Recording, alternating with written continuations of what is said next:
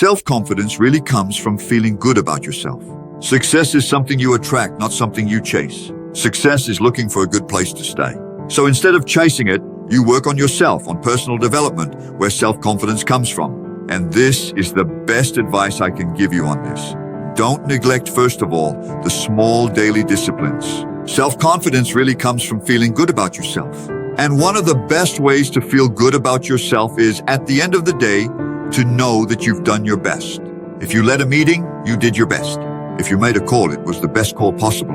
If you wrote a letter, it wasn't a casual letter, it was your best letter. At the end of those days, when you feel good about yourself, self-confidence starts to build.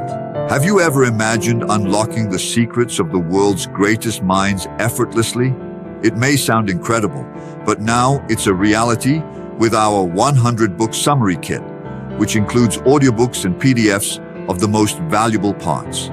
Learning has become more accessible than ever. Don't miss this opportunity. Get your kit by clicking the first link in the description. You know that if you can have that kind of good day, you can have another one the next day. And those days become weeks, the weeks become months, and the month becomes a year. Self-confidence comes from lack of neglect. If you don't neglect the small daily disciplines, that's where self-confidence comes from. Part of good health is self-confidence. I know I'm going to be healthy. Like an apple a day, I walk around the block. I jog on the beach. At the end of the day, when you really try hard and do everything, self-confidence grows. That self-confidence affects your health, affects your future, affects your psyche. So it's true, one of the great powers is self-confidence. Self-confidence means willingness to do whatever it takes to achieve something. Some people say, well, I'm going to try for a while and see what happens. I'll try a few things. If it doesn't work out, I'm out of here. And we all know that kind of person doesn't have much of a future. But if you're willing to do whatever it takes, if you have to learn a few things, you will learn those things. If you have to learn 5 or 6 things, you will learn all 6. If you have to take an extra class, you will take an extra class. If you have to read books, you will read the books. If you have to consult people who know more than you will make the necessary consultations. Whatever it takes, you will do it. This starts to develop incredible self-confidence. Self-confidence also comes from the ability to rise above circumstances, to overcome what happens, the petty little things, the discouraging things that would sink anyone else's ship but yours. That would make someone give up early in the day, but you keep going. That willingness to overcome all circumstances, whether small or large challenges, if you are willing to do so, I promise that kind of power will work for you and in you. That will make the difference. Someone once said that if you took all the money in the world, divided it equally among everyone, soon it would all be back in the same pockets. Incredible success is something you attract, not something you chase. Success is looking for a good place to stay. So instead of chasing it, you work on yourself, on personal development. See, the main question to ask at work is not what you are getting. The main question to ask at work is what you are becoming. See, the big question is not how much I'm getting paid here, but what am I becoming here? Because true happiness is not contained in what you receive, it is contained in what you become. Of all the tasks Mr. Schoaf gave me at age 25, this was probably the hardest. In fact, I'm still working on it. I think it's a never-ending challenge to see what you can become. The stick for your better future is you. For a large part of my life, I didn't have this fully understood. Among many things I didn't understand back then, I used to wonder why 2 people could work for the same company, one making twice the money. That used to puzzle me. And maybe they were the same age, graduated from the same school, live in the same community, work for the same company with the same products and the same services, face the same traffic, the same problems, and one makes $1,000 per month and the other $2,000 per month. That was my intriguing question. Why would this long list be the same and the money double? I would ask, what's the difference between $1,000 a month and $2,000 a month? And I don't mean $1,000 a month. I could understand that, but what makes the difference? Why does one person do twice as well? Well, speaking economically now, I know there's more than one way to go, and well, I get that. But in this narrow area called compensation, what's the difference? Well, back then, with my flawed reasoning, I was trying to understand. I thought maybe time made some difference, right?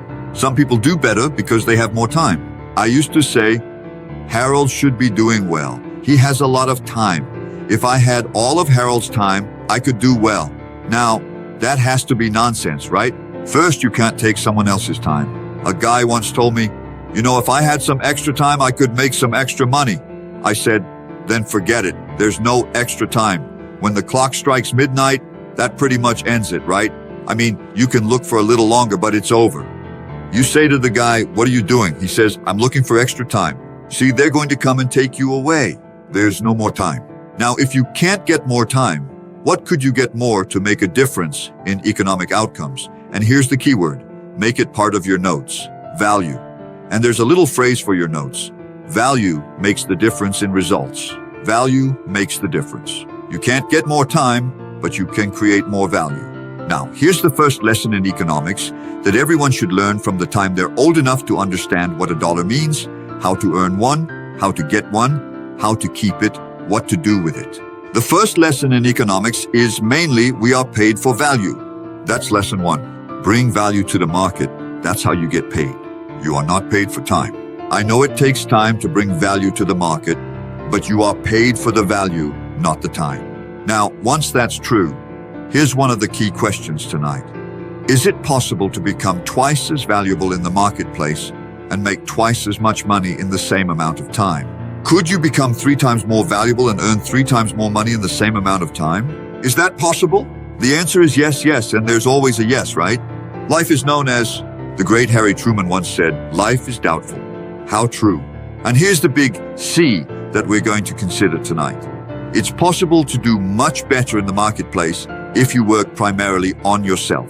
People have asked me over the last 24 years how to develop an above-average income. And the answer is become an above-average person. Develop an above-average handshake.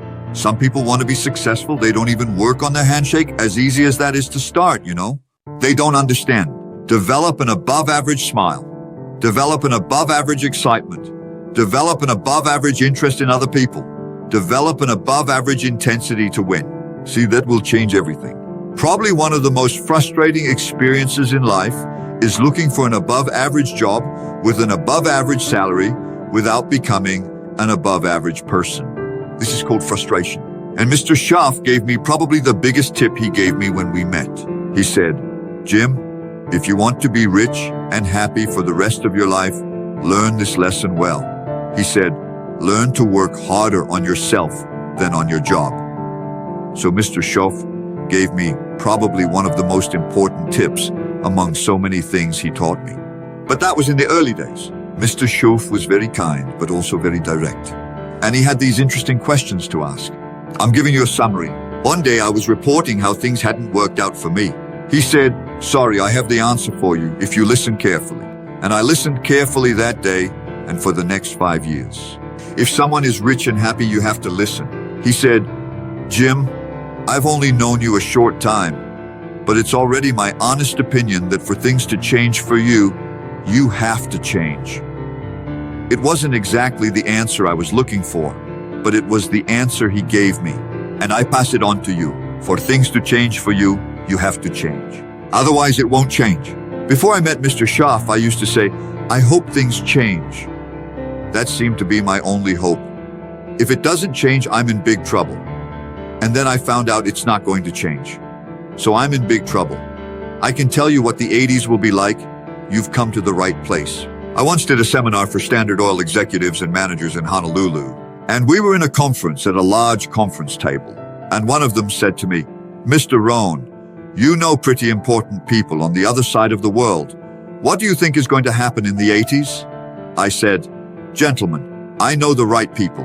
I can tell you. So everyone listened very carefully, and I said, based on my vast experience, I can honestly tell you that in my opinion, in the 80s, it will be pretty much the same as it always has been. Are you happy you came? That's on the inside. I don't say it out there all the time, of course. I said that to make a point, but also because it's true. It's going to be pretty much the same as it always has been. It's not going to change. The tide comes in, and then what? It goes out for 6,500 years, as far as we know from recorded history, and probably long before that. So it's not going to change. It gets light, and then what? It gets dark for 6,500 years. See, it's not likely that the sun will rise, and if the sun sets, the guy says, what happened? What happened? Means he hasn't been here very long, I suppose, right? It always sets around this time. The guy says, well, I don't like that arrangement. Well, you have to talk to someone besides me, right? It gets light and then it gets dark in rotation. The next season after fall is what? Winter, please. Winter follows fall every year regularly for the last 6,500 years at least. See, it's not going to change. Sometimes winters are long, sometimes they're short, sometimes they're hard, sometimes they're easy. But it always comes right after fall. It's not going to change. Sometimes you can understand, sometimes you can't understand. Sometimes things go well, sometimes they get complicated. Sometimes they flow, sometimes they get complicated. See, that's not going to change. For the past 6,000 years, that's how it's been. Opportunity mixed with difficulty. It's not going to change. The man says, well, if it's not going to change, how is my life going to change? The answer is when you change. And whether I'm talking to high school students or business executives, my message is always the same. And it goes like this. The only way to get better for you is when you get better. Stop wasting success with the unprepared. Life says, why waste a fortune on this person who is not prepared to do the right things with it, who is not prepared to use it wisely? If a fortune were bestowed upon this unprepared person, it would likely be wasted. People who could have been impacted will not be touched. What could have been done will not be done, because that fortune will have been wasted on the unprepared person. So don't just seek fortune, don't just seek promise, but prepare yourself. And ask yourself, what can I do to prepare myself? Because remember, life was not designed to give us what we want. It was not to give us what we desire, but to give us what we deserve. Everyone in life is paid, and those who are paid, who says those who give receive? Besides, it says, I wish to receive, I wish to receive. You don't need to focus on receiving, just become a good giver. It says those who seek will find. Someone says, well, I need to find some good ideas to help change my life in the future. So to find good ideas, it doesn't come because you need them, but because it comes because you seek them. If you want good ideas, you have to go after them. You have to go to class, you have to go to the workshop, you have to go to training, you have to go to the book, you have to go to the newspaper. Go where good ideas are being taught. Go look, because good ideas won't be wasted on those who aren't looking, aren't prepared. So be prepared to be ready for fortune when it comes. Be ready for the challenge when it comes. Be ready for the opportunity when it comes. Opportunity arises and passes by the person who is not well prepared. I want to prepare myself this year for next year. Yes, I want to be effective this year, but I'm also thinking of ways to be better, how my ideas can be more powerful, sharper, clearer. How can I reach some people next year that I might not be able to reach this year? I didn't go deep enough into my own soul to affect some people. Some people just walk by and say, what a nice speech. But how can I make it stronger, deeper, more powerful than that? I can't be as powerful as I could be next year. You know, you can't go to 10th grade and 5th grade. You just have to go through the grades, but the more prepared you are when 10th grade finally arrives, now you can take advantage and get twice, 3 times, 5 times more value out of it, being prepared now. Here's the next one. There's great power in self-confidence. Self-confidence means that you simply look primarily to yourself. It would be nice if someone just gave it. It would be nice if everyone did their job exactly as they were supposed to. But here's what you have to do. Trust yourself primarily. Say, mostly I'm the person in charge, and I'm going to learn the skills necessary to help people learn their skills. If I need a lot of people to do certain things to build my organization, that's what I should have. But I have to be the last resort. I have to be the last person people can trust, so that if this is lost and this is lost, I can recover. I can fill the gap. I can do the work. We have to do this when we lead meetings. We have to do this when we conduct training. We have to do this when we are in a class of just a few. What someone may have missed, we are there to fill in. Primary self-confidence, counting on us so we can do it. Never complain, never explain. Here's the next key power, and that's image. There are many parts to the image. The image others see of you, the image you have with other people, and it's very important how other people see you. If they don't see you as a leader, they probably won't pay attention. If they don't see you as someone in control, they probably won't have confidence. If they don't see you knowing where you're going, what you want to achieve, they probably won't follow. But if people can see you, if you have the image of someone who is in charge, in control of your life, your future, your destiny, in control of the situation, if they see that kind of image is powerful, it helps win the day, it attracts other people. People want to be around people who are in control, who are powerful, but who know how to use their power. Influential, but who know how to use their influence. That kind of image is important. But here's a very important image, the image of yourself. The way you dress, the way you talk, the way you think, your ability to learn, all of that is an important image you have of yourself. The image that if it needs to be learned, you could learn it. If there's a book that needs to be mastered, you could master it. If there's a skill that needs to be learned, why couldn't you start now and learn that skill? That kind of self-image that I'm constantly trying to be the best I can be. Because one of the most important places to look is to the future. Yes, you have to look at the past. Yes, you have to look around. Yes, but one of the most important places to look is in the mirror. You know, how do I appear to other people? That's important. But how I appear to myself is paramount. That kind of image where you develop self-confidence, Now here's another one. It's called communication. Being able to communicate your ideas, your thoughts, your plans, your dreams, your hopes to other people. That's the power of communication. Some people say, well, I'm not very good at communicating. I'm not very good at talking. Well, you could learn. It's a skill. If you want to be a good communicator, you have to be willing to work at it, practice it, study it, learn it, do whatever it takes. Because you're not going to go very far if you can't communicate your ideas, your thoughts, your plans to other people. That's the power of communication. And here's the last one, and this is the most important one of all, and that's called leadership. Becoming a leader, someone people can count on, someone people can trust, someone people can follow. That's the power of leadership. And it's not something you're born with, it's something you develop. It's a skill. If you want to be a leader, you have to be willing to work at it, practice it, study it, learn it, do whatever it takes. Because you're not going to go very far if you can't lead people. That's the power of leadership. The next word is character. Becoming a person of high values, a person of principles, a person of honesty, a person who earns respect. That kind of character is important. Develop character within yourself so that people see you as honest, fair, willing to do the right thing, willing to be helpful, but always willing to follow the middle line, not to cross the line. Here's another one. It's called self-discipline. We all have a challenge with this because sometimes it's easy, and especially if you're working hard, doing the best you can, sometimes it's easy to relax and